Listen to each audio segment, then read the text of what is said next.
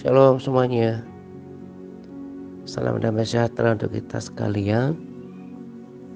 Ya, jadi karena fokus kita saat ini adalah membangun manusia rohani, maka apa yang akan saya bagikan selain untuk menyempurnakan tuntunan dan laporan pemuritan, maka saya juga akan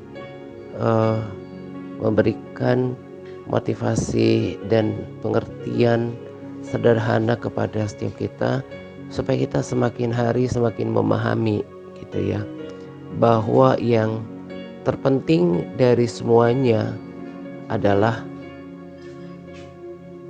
kesehatan manusia rohani kita. Jadi saya ambil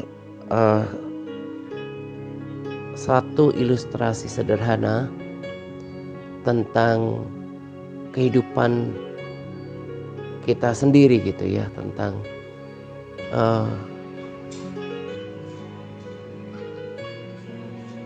sesuatu yang kita hidupin sehari-hari yang kita bisa pahami. Misalnya kesehatan manusia jasmani gitu ya. Kalau fisik kita lemah atau bahkan sakit,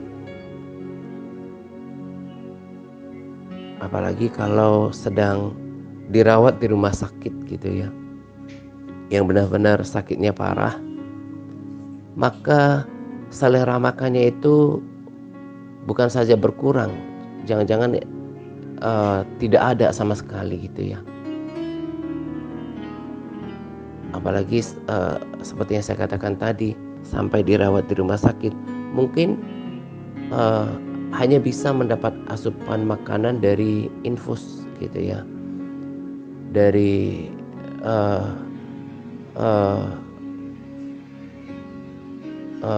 dari infus ditambah dengan obat-obatan gitu ya, vitamin. Seenak apapun makanan yang disediakan gitu ya, dari berbagai jenis masakan, mulai dari yang manis, yang gurih gitu ya, mungkin Korean food atau Chinese food atau Western, apapun itu yang enak-enak dibawa, itu tidak akan bisa menggugah selera seorang yang sakit fisik.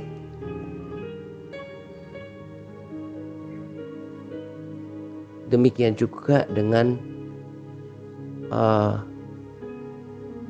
bangunan manusia rohani gitu. Makanya saya fokus di sini karena saya sangat memahami bahwa kalau manusia rohani kita tidak sehat, tidak haus, maka seenak apapun makanan rohani yang saya sajikan bersama dengan tim yang ada, itu juga tidak akan pernah bisa dinikmati.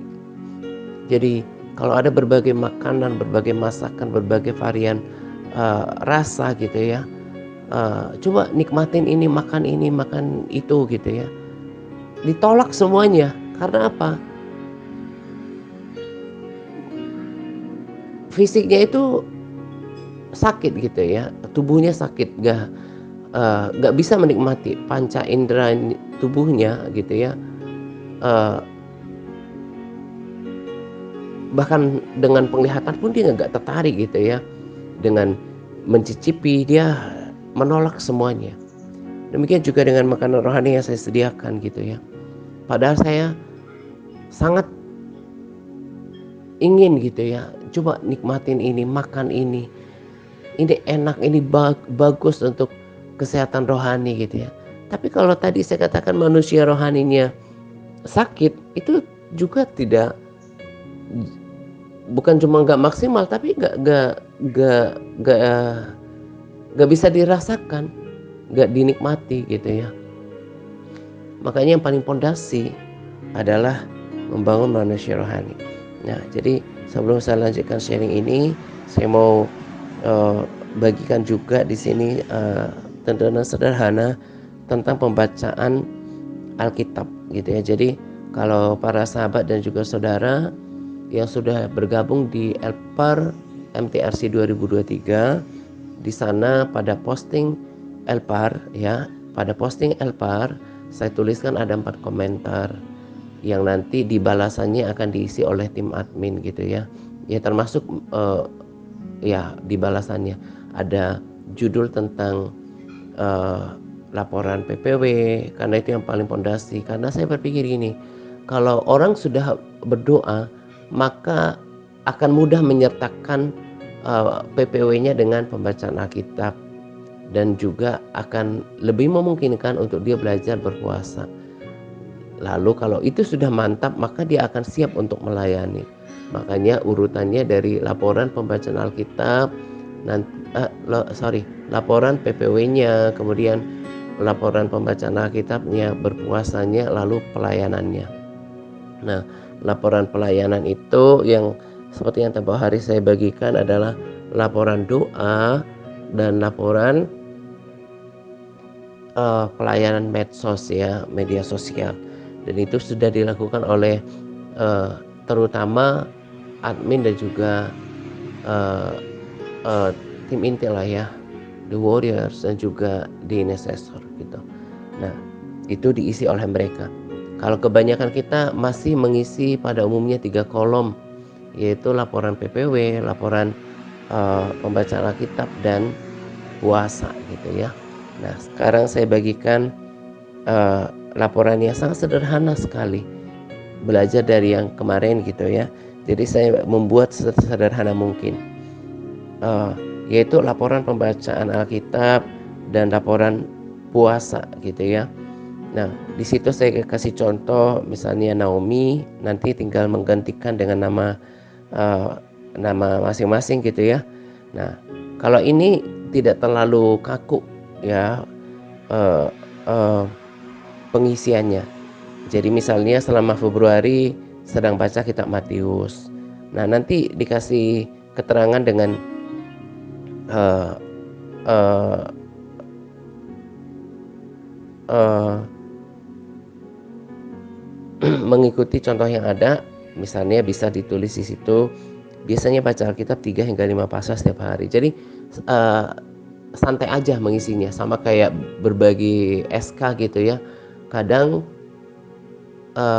dengan kesantaian atau kebebasan berekspresi itulah malah kita bisa lebih menikmati gitu ya.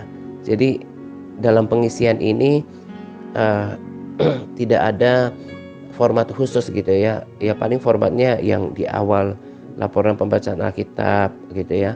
Tapi kalau sudah mau menuliskan menceritakan tentang aktivitas pembacaan Alkitabnya, ya terserah aja. Ya misalnya tadi saya katakan sedang baca di kitab Matius, kemudian biasanya baca Alkitab 3 sampai 5 pasal setiap hari. Boleh juga tambahkan biasanya pembacaan Alkitab itu ketika ber-PPW atau pagi, siang, sore, malam gitu ya. Saya sendiri punya catatan pembacaan Alkitab supaya nggak lupa gitu ya. Di catatan saya juga saya tulis juga sangat sederhana. Yang ini, kitab ini sedang dibaca di Firman Allah yang Hidup, yang ini sedang dibaca di BIMK. Karena kan berpuluh-puluh kali yang lalu saya sudah ini sudah baca di Perjanjian Baru gitu ya. Tapi nanti ada kalanya kalau agak berbeda, sesuatu yang asing, saya compare langsung dengan ayat-ayat versi Alkitab lain gitu ya. Nah, lalu laporan puasa juga sama, sederhana sekali. Laporan puasa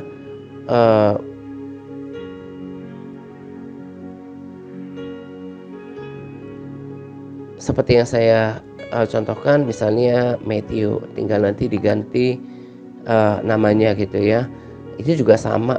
Nanti keterangannya tulis saja sesuai dengan idenya masing-masing. Misalnya jadwal puasanya Senin, Rabu, Jumat. Ditulis waktu waktu puasa itu misalnya pukul 8 malam, habis makan malam berarti kan, atau misalnya jam 9 malam, terserah, atau mungkin jam 7 malam, sampai esoknya misalnya jam 10 atau jam 11 atau jam 12. Nah, boleh juga ditambahkan catatan untuk menginspirasi yang lain gitu ya. Saya puasa total itu misalnya sampai jam 10 atau sampai jam 11 atau sampai jam 12. Nanti setelah jam 10 atau jam 11 atau jam 12 saya minum air putih secukupnya.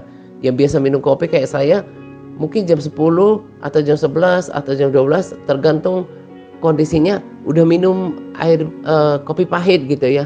Tapi masih lanjut. Kayak saya itu sangat jarang makan jam 2, sangat jarang. Walaupun itu misalnya hanya minum jus yang biasanya saya campur dengan oat, gandum gitu ya, atau mungkin smoothie, itu jarang sekali jam 2. Itu rata-rata itu jam 3. Rata-rata itu yang namanya masuk makanan, meal itu eee, jam 3 paling awal. Kalau yang namanya makan nasi, eee saya makan nasi merah gitu ya, kadang-kadang dicampur dikit sama nasi putih tetap 1 kali sehari, itu rata-rata itu jam 4-an sampai jam 5. Jadi cuma sekali gitu. Nah, juga dengan berbagi ini bisa menginspirasi selain untuk ibadah puasa, tapi menginspirasi pola hidup sehat kepada yang lain. Saya yakin yang lain pasti baca gimana aktivitas makan kita gitu ya. Nah, dan khusus laporan ini hanya perlu diupdate 1 kali sebulan. Jadi awal bulan ini kita lakukan, nanti perlu dilakukan awal Maret. Supaya apa? Supaya kita mengingatkan kita tetap harus berpuasa, gitu ya. Nah, dan seperti biasa, para sahabat dan juga saudara membagikannya di grup masing-masing, di grup WA. Nanti tim admin akan memindahkannya ke grup Elpar. Jadi para sahabat dan juga saudara tinggal melihat-lihat di sana, gitu ya, mengecek apakah sudah ditaruh oleh tim admin gitu ya. Ini perlu, ini perlu. Karena kalau ini sudah mantap, maka bahkan bukan cuma makanan rohani yang disediakan TRC yang dilahapnya, tapi makanan-makanan rohani yang memberkati, yang bagus, yang membangun dari firman Tuhan itu dari YouTube itu bisa dicari gitu ya, haus gitu. Saya bersyukur kemarin eee eee, muncul di beranda saya pengajaran dari Ibu Suset Hattings ya. Jadi itu juga nanti ada 2 rekomendasi video yang sudah saya prepare di admin akan dibagikan nanti.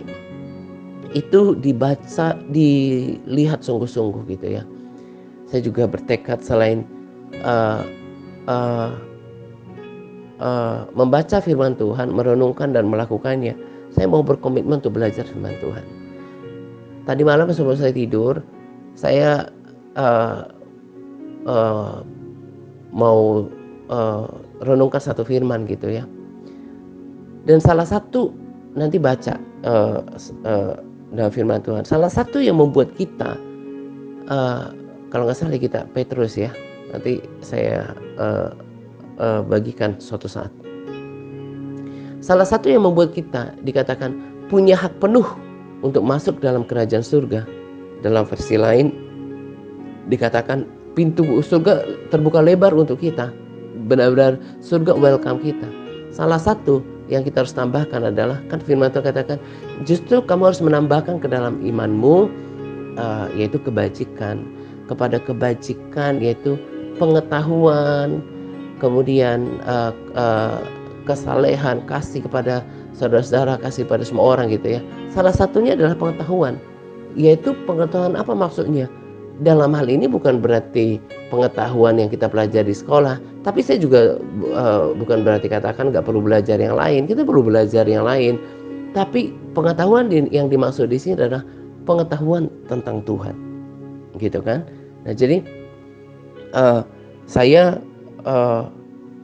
bertekad untuk Belajar belajar itu berarti kayak kemarin itu ketika belajar, video Bu Iin misalnya, saya buatkan catatan per tema gitu, untuk tema ini tuh yang dibahas yang ini gitu ya. Itu kan akan memperdalam kita punya pengetahuan tentang Tuhan. Semakin tahu tentang Tuhan. Ini salah satu yang perlu ditambahkan untuk kita bisa memiliki hak penuh masuk dalam kerajaan surga. Jadi orang kalau nggak berminat belajar tentang Tuhan, termasuk yang paling dasar adalah belajar firman Tuhan, itu prinsip saya loh. Ini menjadi salah satu pertimbangan surga untuk menerima dia apa enggak nanti. Iya, karena firman Tuhan itu iya dan amin. Itu benar. Itu yang dikatakan. Harus ditambahkan kebajikan kepada kebajikan, pengetahuan tentang Tuhan. Makanya belajar firman Tuhan. Ini yang membuat tadi saya ulangin yang tadi saya katakan. Ini akan membuat kita memiliki hak penuh. Memang ini bukan satu-satunya, tapi salah satunya membuat kita memiliki hak penuh masuk ke dalam kerajaan surga. Versi lain, membuat surga itu terbuka lebar buat kita karena kita punya pengetahuan tentang Tuhan, gitu ya. Itulah kalau manusia rohani kita hidup. Dan bahkan saya nggak jaim katakan, ketika kemarin saya dengarkan yang pertama video itu ada 2 seri gitu ya.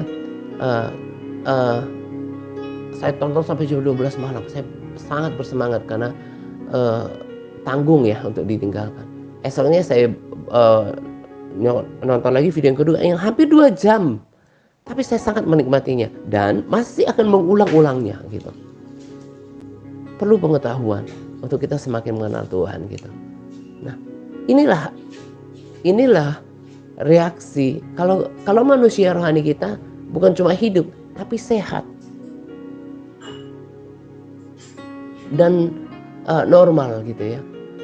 Saya tadi katakan nggak jaim katakan ketika pada video kedua Bu Suset ini ilustrasikan bagaimana apa yang terjadi di tahta Tuhan ketika proses kita berdoa.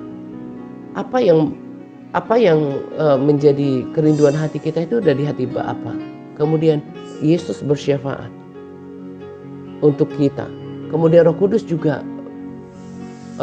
mendoakan apa yang ada dalam hati kita, kemudian apa yang didoakan oleh Allah Bapa dan Yesus gitu ya. Itu membuat saya histeris ya. Histeris itu bukan berarti kayak orang histeris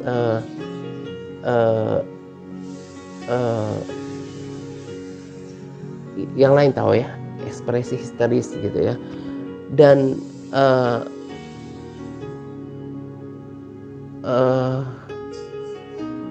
saya nangis gitu ya. Saya bukan teriak-teriak ya, tapi saya tadi saya katakan haru di sana, kemudian ya histeris, saya nangis gitu ya. Betapa dahsyatnya apa yang Tuhan kerjakan di alam roh gitu ya. Ketika ibu itu berkata, I love to pray. Saya bilang, me too, saya juga. Itu benar-benar kena gitu ya. Saya suka berdoa gitu. Terlebih ketika saya disiplinkan lagi diri jam doa saya ya. Kan dulu kan sudah saya katakan ketika bangun saya bangun bahasa roh lagi kan. Tapi ketika kita ke tahap sekarang, saya bukan sekedar membangun rohani, tapi sungguh-sungguh berdoa seperti paket doa yang lain gitu ya. Subuh, tapi ketika saya membuka mata, saya pasti cari Tuhan lagi.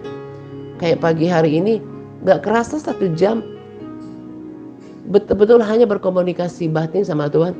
Yang ada di dalam hatiku itu berbunyi adalah, saya kagum sekali akan Engkau Tuhan gitu. Pernah gak rasakan ini ya? Lalu ketika ketika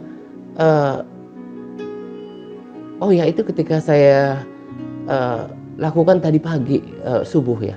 Tapi ketika pagi berbeda lagi. Saya mencintai Engkau Tuhan gitu. Itu sampai pada komunikasi batin. Di dalam video juga kan ibu itu berkata bahwa sampai nanti ketika kita berada di tempat the Holy of Holies, kita nggak usah ngomong apa gitu ya. hanya berdiam diri dan menikmati Tuhan. Ibu ini juga katakan itu di dalam videonya. Saya bahkan sudah berlama-lama di waktu yang lalu saya katakan, ajarkan kan sampai ada komunikasi batin. Sama seperti seorang ayah yang mendekap bayinya gitu ya, atau ibu mendekap bayinya di dadanya, di pangkuannya gitu ya. Gak perlu yang ngajak ngobrol, bercandain gitu, atau ngomong berpuitis ria gitu. Tapi hanya detak jantungnya yang didekap di dadanya, di pangkuannya, itu sudah cukup terjalin komunikasi batin. Ada ekspresi cinta gitu. Itu yang harus dicapai ketika masuk dalam hadirat Tuhan. Jadi betul apa yang dikatakan oleh Bu Susan gitu ya. Gak selalu kalau masuk di Holy of Holies kemudian dapat perintah untuk perang, untuk lakukan ini. Enggak. Ada kalanya kita hanya menikmati cinta, menikmati kekaguman. Ada waktunya kita hanya berbahasa roh, menyembah, memuji Tuhan. Nah itu adalah persekutuan yang sehat. Itu yang membuat sampai ada perkataan bahwa I love to pray. Saya suka berdoa, saya suka berada di hadirat Tuhan karena ada nikmatnya. Ini kehidupan persekutuan seperti ini yang membuat berdoa itu bukan sesuatu yang berat. Tapi kalau nggak ada nikmat, aduh Pak, capai 30 menit itu aja dan dilakukan setiap hari tanpa hadirat Tuhan, itu berat sekali. Makanya saya bilang, yang Tuhan mau adalah kita mengenal Dia, menikmati Dia, persekutuan dengan Dia. Karena nanti kan yang di dalam kekekalan kan akan seperti itu. Kita akan memandang rupanya, dan yang ada adalah penyembahan, mengekspresikan kasih. Maka kalau ketika di bumi nggak pernah rasakan itu, maka kan canggung, aneh. Jangan-jangan tidak masuk ke dalam lingkungan terdekat, yaitu tahta Tuhan. Sebab dia adalah orang Kristen lingkaran luar, gak pernah rasakan itu. Bagaimana keintiman sama Tuhan. Kalau dengan Tuhan itu kagum, bahkan gak pengen berkata-kata. Ada hal yang lebih sempurna, itu adalah komunikasi batin. Untuk mengagumi Tuhan. Ku kagum hormat akan Engkau. Ku kagum hormat akan Engkau. Kau Allah yang layak dipuji. Ku kagum akan Engkau. Kau Allah yang layak disembah. Ku kagum akan Engkau. Itu dengan hitungan mungkin seperberapa detik gitu ya, berputar semua tentang kehebatan Tuhan, tentang planet-planet yang diciptakan, warna-warna yang diciptakan, luasnya samudra, belahan dunia ini, apa yang ada di dalamnya itu dengan cepat berganti-ganti untuk menceritakan siapa Dia. Saya prihatin kalau gak pernah kagum sama Tuhan. Itulah namanya bergaul karib sama Tuhan. Gak mungkin saban hari setiap kali berdoa gitu ya, apalagi jam doanya 3-4 kali. Yang itu melulu. Itu kan namanya Tuhan yang membosankan. Tapi Dia adalah Tuhan yang tidak membosankan, yang kreatif. Maka ada satu sisi kita mengagumi cintanya, mengagumi kehebatannya, ingin berkomunikasi batin sama Dia, lagi pengen bahasa roh, pengen memuji menyembah Tuhan terus gitu. Itulah kehidupan yang Tuhan minta. Mengasihi Dia, dekat dengan Dia. Ini kalau manusia rohaninya hidup. Nah, kembali ke Bu Susan gitu ya, ketika nanti lihat videonya. Kenapa beberapa kali ibu itu mengekspresikan sampai garuk-garuk kepala belakangnya gitu ya. Betul saudara, kata dia dengan gaya bahasa Indonesia yang lucu gitu ya. Sampai dia berapa kali mengekspresikan, aduh, aduh gitu ya. Kenapa? Karena tadi sesederhana ilustrasi saya katakan, ini loh makanan dia dikatakan I'm so excited mau bagikan, mau praktek karena dia sangat mencintai doa gitu ya.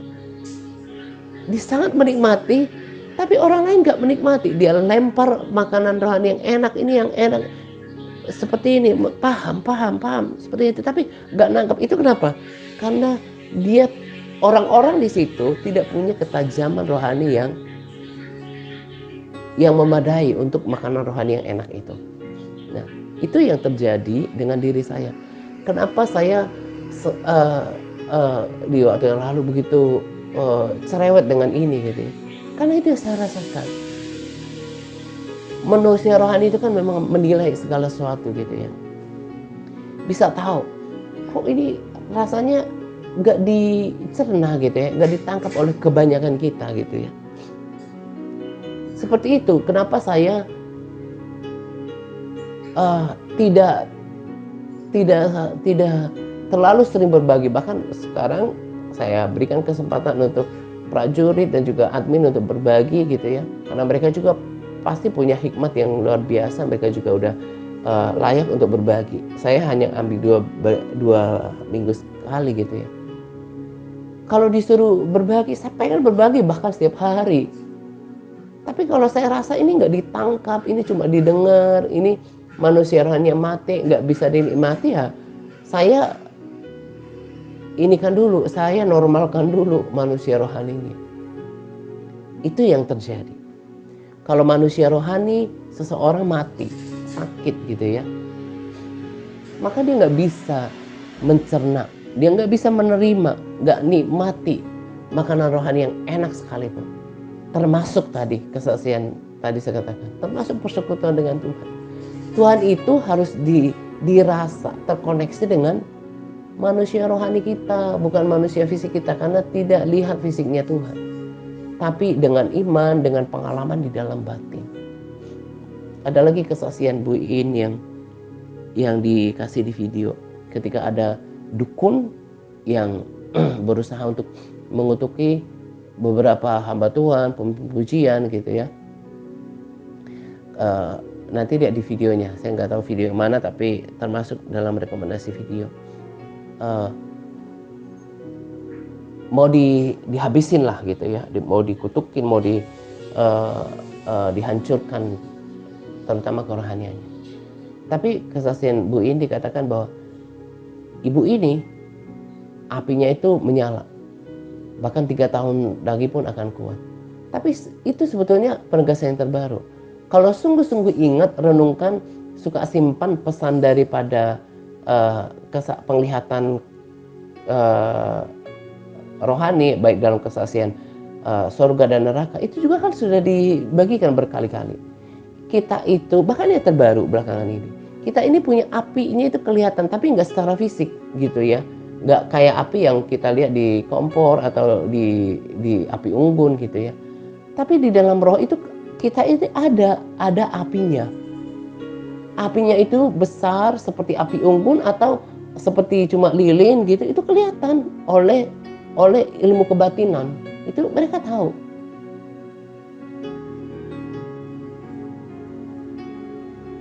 Jadi orang ilmu kebatinan aja tahu, makanya orang rohani juga pasti bisa menilai. Itu yang saya dapatkan berkat dari Roh Kudus untuk bisa membedakan keadaan rohani setiap kita gitu ya. Nah, dikatakan bahwa orang ini manusia rohani itu berkobar-kobar, bahkan sampai 3 tahun pun nggak bisa dikalahkan. Kalau nggak sama seperti pesan rekomendasi kesaksian video yang lalu-lalu gitu ya. Kalau kita serang orang ini, malah kita nanti yang bahaya. Kenapa? Karena akan dihajar, ditengking dengan nama Yesus pakai iman. Dihardik dengan kuasa perkataan yang diurapi Roh Kudus. Iya kan, kalau ditengking, diikat, katakan hancurkan dalam nama Yesus dengan iman, dengan otoritas Roh Kudus. mengaku otoritas nama Yesus, ya babak belur dianya. Makanya dia bilang jangan, nanti kita malah yang dihabisin. Nah, itu yang harus dicek. Dan saya yakin ini ada hubungannya dengan peringatan Tuhan dengan 10 gadis itu. Yang satu, yang 5, yang satu kelompok, yang 5 pelitanya menyala dan ada persediaannya, penuh dengan kuasa Roh Kudus, semangat yang menyala-nyala. Yang satunya enggak. Dan itu yang membuat saya hatinya hancur gitu ya. Selalu minta belas kasihan Tuhan supaya Tuhan bangkitkan kebanyakan kita untuk diberikan kesempatan lagi untuk berapi-api. Kita itu suka nggak sadar, itu kan mempengaruhi nanti kekekalan kita. Kalau saja Tuhan Yesus tiba-tiba datang atau kita tiba-tiba dipanggil, bagaimana dengan kualitas api semangat kita, api cinta kita, kesetiaan kita di dalam Tuhan? Dan kebanyakan kita sama seperti perilaku orang-orang yang diperingatkan oleh Nuh gitu ya. Orang cuek-cuek gitu ya. Tapi tiba-tiba saja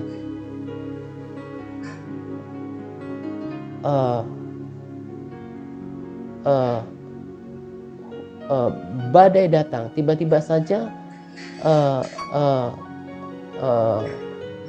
hujan yang dari Tuhan itu datang. Nuh masuk ke bahtera dan mereka kemudian hanyut oleh bah itu. Demikian juga dengan kita, suka nggak sadar. Ini kan berbahaya. Dia nggak ingatin dirinya sendiri. Ini kan berbahaya.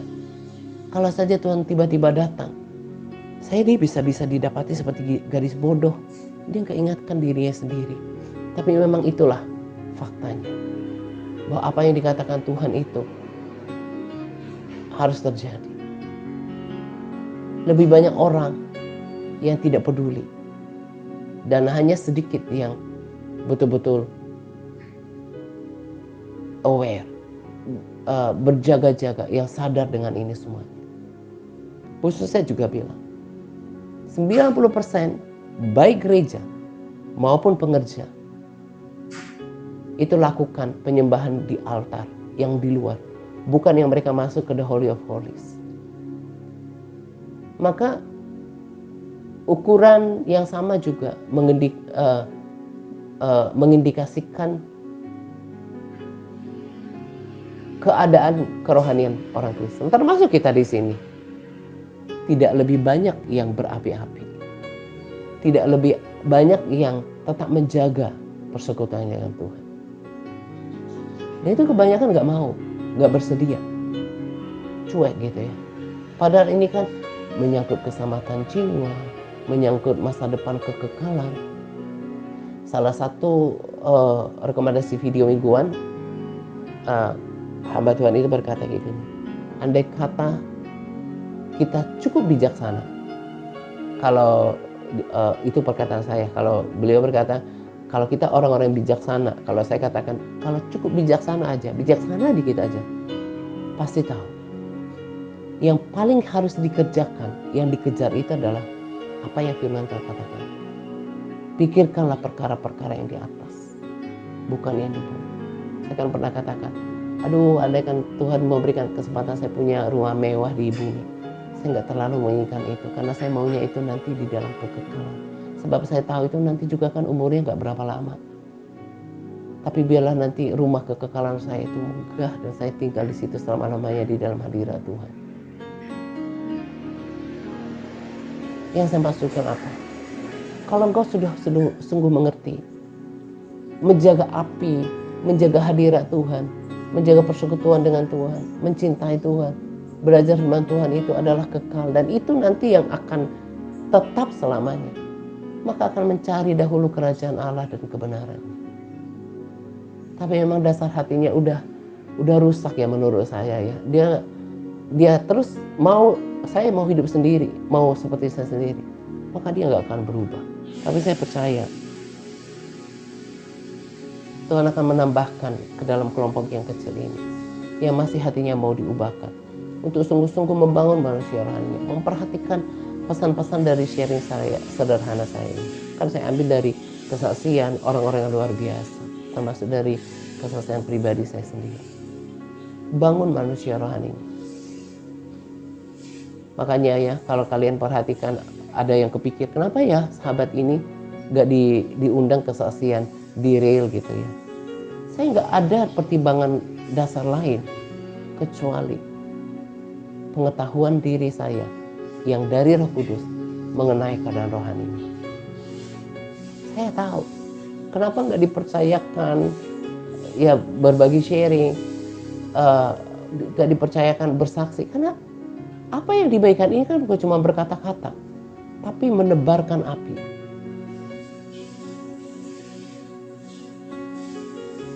Karena saya tahu sekarang para sahabat terutama ya, dan juga saudara bisa lihat kan, konfirmasi daripada pengetahuan hikmat yang diberikan Roh Kudus dalam diri saya untuk mengetahui keadaan rohani saudara. Bisa lihat kan, oh iya, kelihatan kan dari laporan doanya, oh pantasan Pak Ata nggak kasih kesempatan orang ini untuk bersaksi. Emang kelihatan kan jam doanya juga, iya Roh Kudus nggak pernah salah.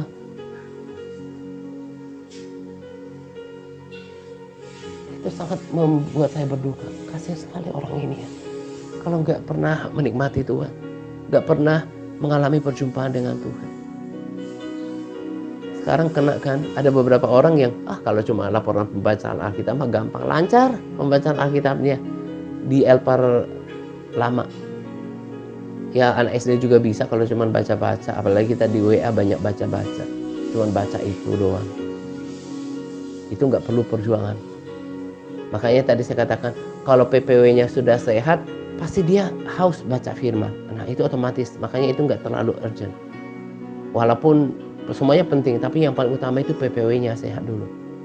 Nah kalau itu sehat, dia baca firman, akan lebih memungkinkan dia untuk berpuasa.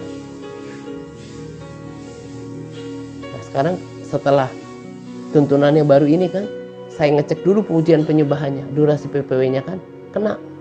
Lihat beberapa orang gak mampu membagikan laporan doa yang konsisten.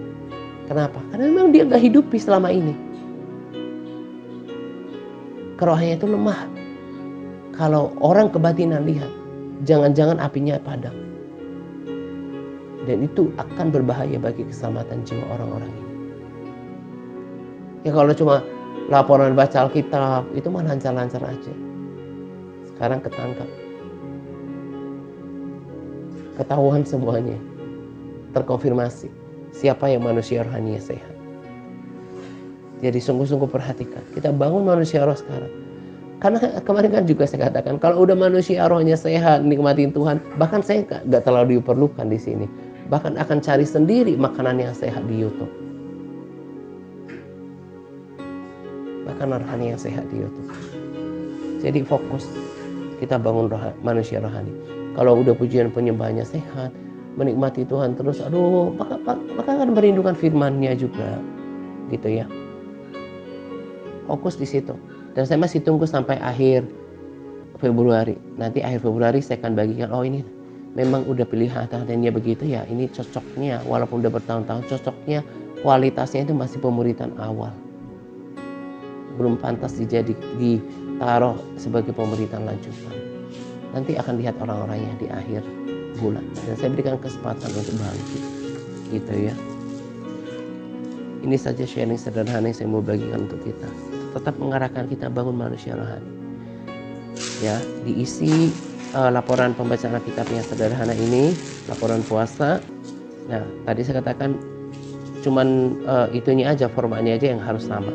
Nanti di bawahnya terserah bercerita santai aja, lagi baca di mana, biasa baca Alkitab jam berapa, biasa berapa pasal, atau mungkin juga kayak saya sedang baca kitab ini khusus versi ini, terserah untuk memberikan inspirasi bagi yang lain.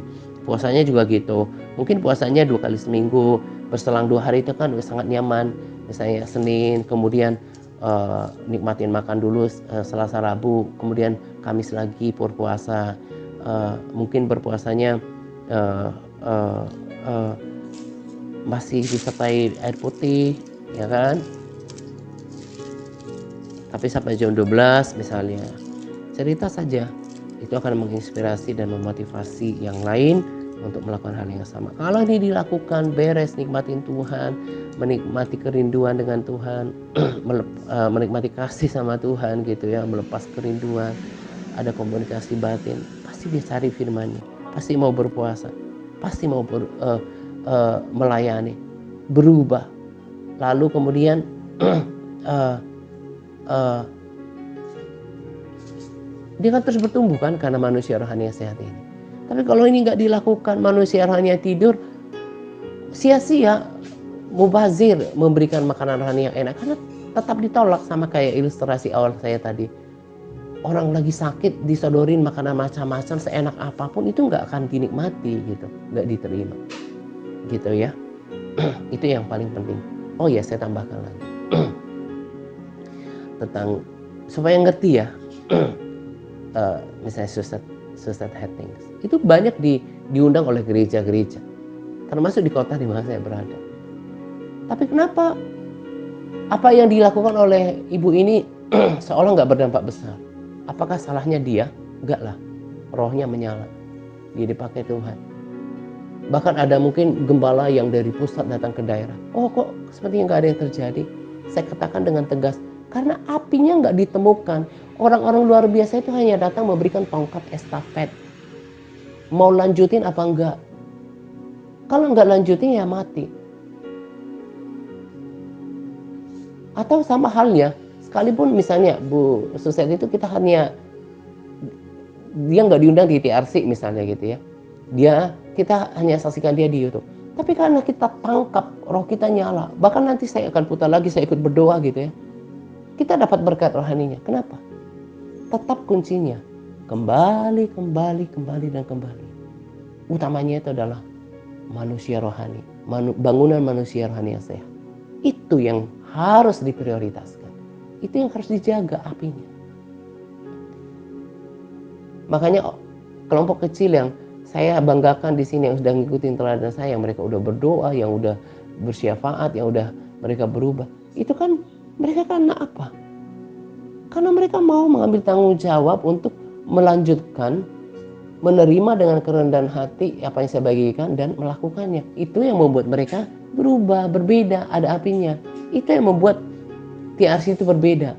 Jadi yang tadi saya katakan ya, walaupun dia di gereja besar, diundang pembicara besar, tapi kalau oknum-oknum orang Kristen ini tidak manusia rohnya nggak nyala, nggak mau mengambil bagian, nggak mengikuti, melanjutkan apa yang dibagikan, ya sama, kebuang. Sama seperti Yesus katakan, jangan kasih barang kudus pada anjing sama babi, nanti nggak akan dihargai.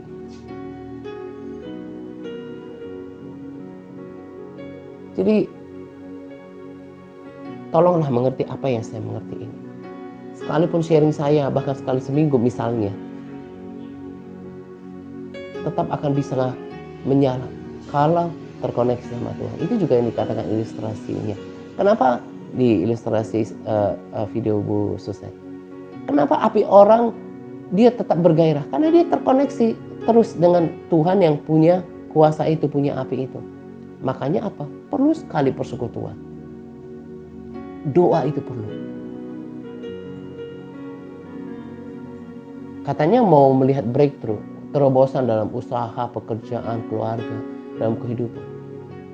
Bukankah itu adalah faktor X yang dari Tuhan yang akan membuat itu terjadi?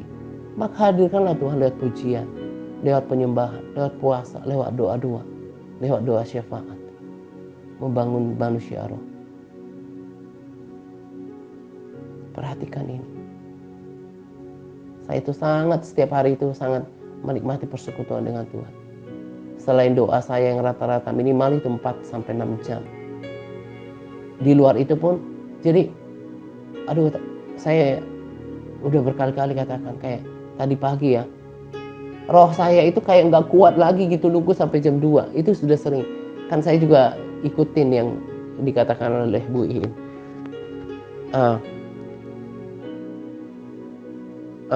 Instrumen penyembahan yang dulu saya katakan dari Depi, dan sekarang udah saya bilang sama Buan supaya pakai itu aja, karena itu musik itu diurapi. untuk mengiringi video saya gitu ya.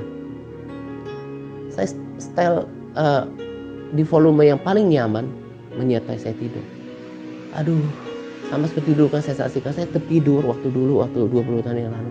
Saya dengar ada nyanyian pujian penyembahan, dan saya nggak tahu itu di mana. Dan saya bisa katakan jangan-jangan itu nyanyian malaikat loh. Saya cari-cari orang jam 2, ya jam 2 dini hari, dan tempat kami dulu yang kami sebut center itu bukan daerah gereja. Kalau dulu yang TRC kontrak itu benar-benar di dekat gereja, ada sekretariat gereja gitu ya. Kemungkinan ada pendoa di sana. Itu di tempat kami dulu, itu dekat rumah sakit, dekat ruko-ruko orang jualan, itu jauh dari gereja. Saya dengar nyanyian penyembahan. Makanya saya katakan dengan kesaksian beberapa orang, kan ada juga firman katakan jangan-jangan kita telah menjamu malaikat atau kita mendengarkan penyembahan dari malaikat gitu. Jadi saya setel lagu itu penuh diurapi dan banyak orang diberkati. Sekecil ya volume ya senyaman mungkin tidak mengganggu saya tidur. Tapi karena roh saya itu udah melonjak-lonjak mau memuji Tuhan gitu ya. Cuma tidur 1 jam. Jadi saya sebetulnya nggak selalu bangun jam 2. Memang itu jadwal doa tetapnya. Tapi saya nggak, kalau roh saya udah pengen doa, saya nggak harus tunggu jam 2. Jam 12 saya bangun, duduk 1 jam. Mengagumi Tuhan. Tuhan, aku kagum. Damai gitu ya.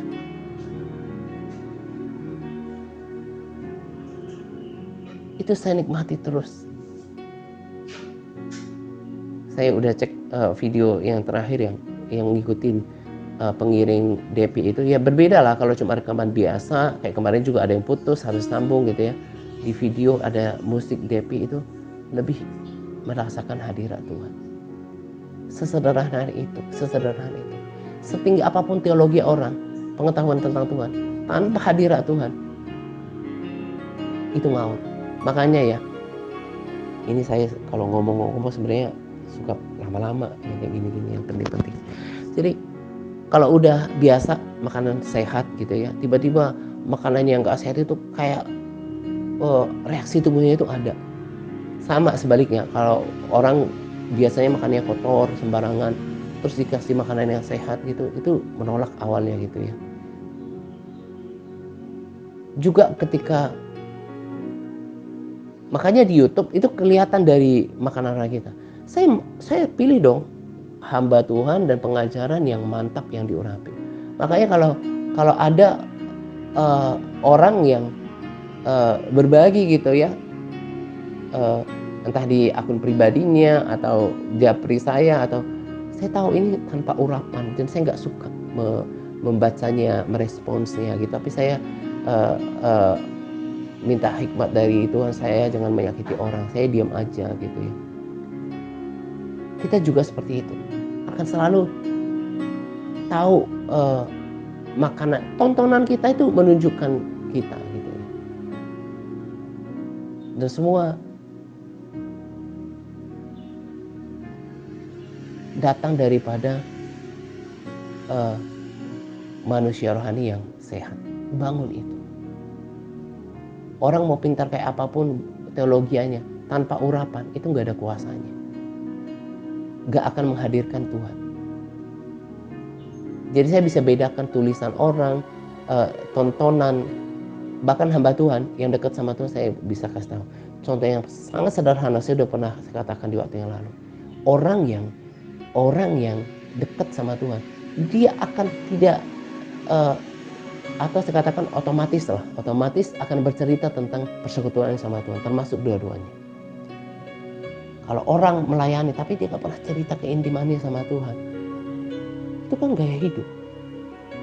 Berarti dia cuma pekerjaan melayani atau melayani dengan pikirannya sendiri. Tapi kalau kayak Bu Susan, I love to pray, dia bercerita tentang hubungannya sama Tuhan, ya kan? Dia menceritakan tentang hubungannya. Misalnya kalau orang pacaran, dia suka cerita pacarnya gitu ya. dia kekagumannya, itu kan menunjukkan adanya eh, keeratan, hubungan yang dekat gitu ya, adanya kehidupan.